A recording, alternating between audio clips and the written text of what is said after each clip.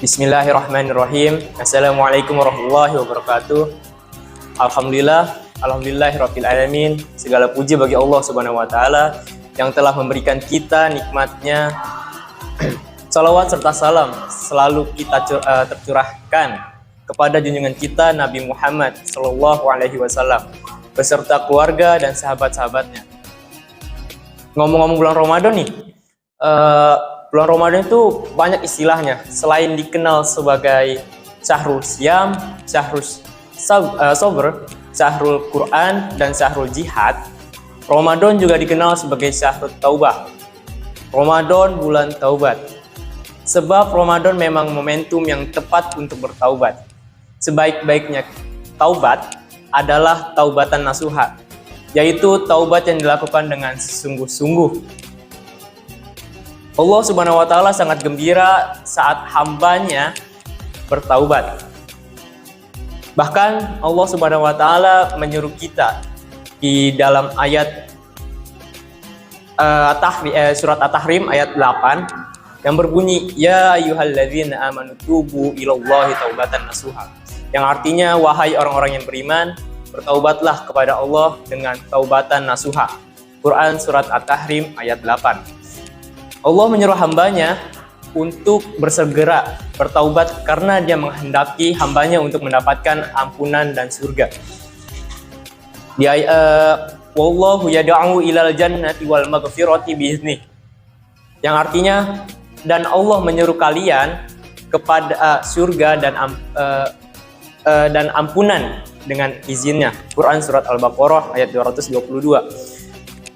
Lalu Nabi Shallallahu Alaihi Wasallam bersabda, "Lallahu afrahu bi taubati abdihi min ahadikum saqata alal ba'arihi wa qad adallahu fi ardi falah."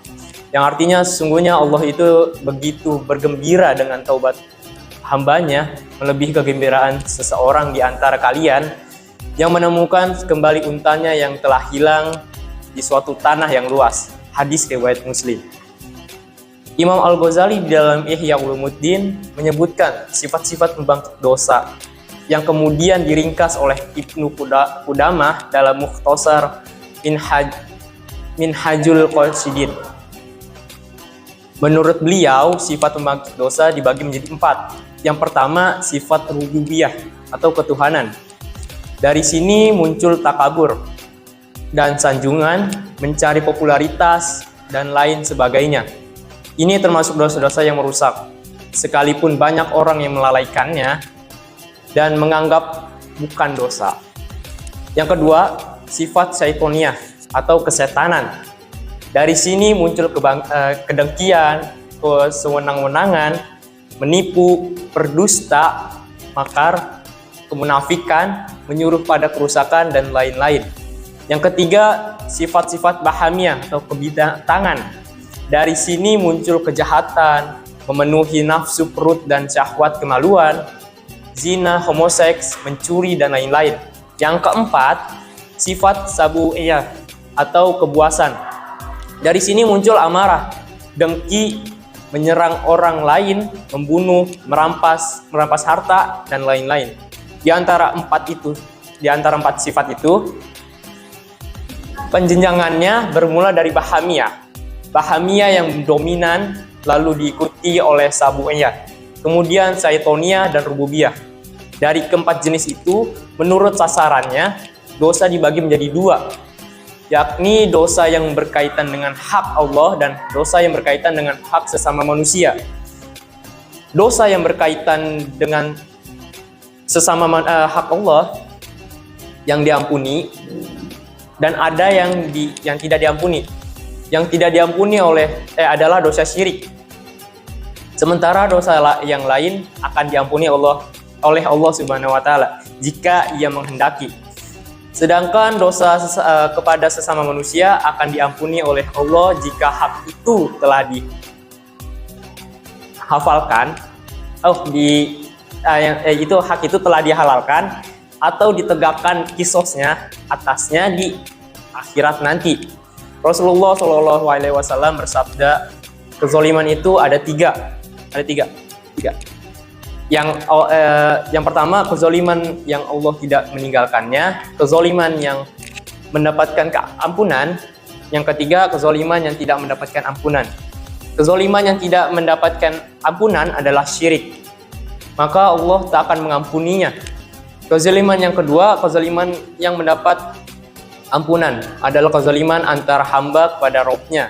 Sedangkan kezoliman yang tidak akan ditinggalkan atau dibiarkan oleh Allah adalah kezoliman antar manusia.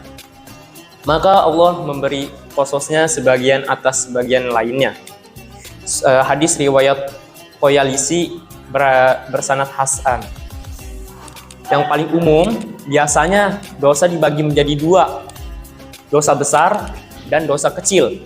Jika kita telusuri hadisnya, dosa besar biasa disebutkan adalah syirik, sihir, riba, makan harta anak yatim, lari dari medan perang, dan menuduh wanita mukminah yang baik sebagai penzina.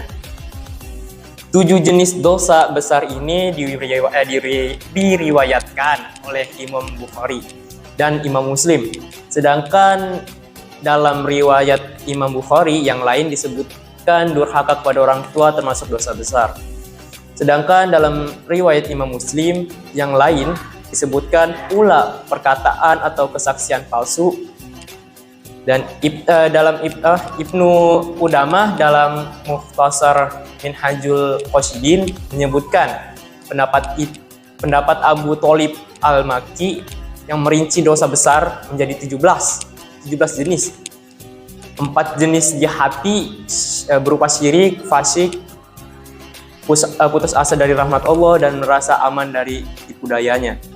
Yang 4 jenis di lisan, kesaksian palsu, menuduh wanita mukminah, sumpah palsu, dan sihir. 3 di perut, minum khamar, memakan harta anak yatim, dan riba. 2 di kemaluan, zina dan homoseks. 1 di kaki, lari dari medan perang. Dan 1 di seluruh badan, durhaka kepada orang tua. Imam Az-Zahabi menulis kitab Al-Kabair. Dosa-dosa besar dalam kitab itu dijelaskan ada 70 jenis dosa besar. Sungguh banyak. Marilah kita sambut seruan Allah untuk bertaubat sebelum terlambat. Kini Allah menganugerahkan momentum yang luar biasa kepada kita untuk menjalani taubatan nasuha. Ramadan yang sangat kondusif dengan amal soleh dan minim pengaruh negatif dibandingkan bulan lainnya adalah kesempatan berharga yang belum tentu datang lagi kepada kita. Bukankah kita tidak pernah bisa menjamin bahwa kita akan tetap hidup sampai Ramadan berikutnya? Jika kita menunda taubat lagi saat ini, lihatlah betapa banyak orang yang Ramadan lalu masih ada, kini sudah tiada. Marilah kita sambut seruan Allah untuk bertaubat sebelum kita terlambat. Dan bukankah pintu taubat akan ditutup saat kita mengalami sakaratul maut? Rasulullah SAW bersabda, sesungguhnya Allah menerima taubat hamba selagi ia belum sekarat. Hadis riwayat Tirmizi, Ahmad, Tobrani, Ibnu Hibban dengan sanad hasan. Lalu hadis lain, sesungguhnya Allah membentangkan tangannya di malam hari agar orang yang bermaksiat di siang hari bertaubat. Dan Allah membentangkan tangannya di siang hari agar orang yang melakukan maksiat di malam hari bertaubat. Demikian tetap terjadi sampai matahari terbit dari barat. Hadis riwayat Muslim.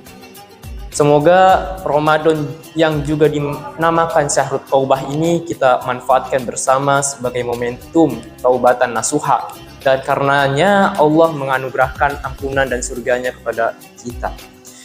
Sekian dari kultum singkat yang saya bawakan untuk para pendengar. Jika ada salah kata selama saya berkultum, mohon dimaafkan. Akhirul salam, wassalamualaikum warahmatullahi wabarakatuh.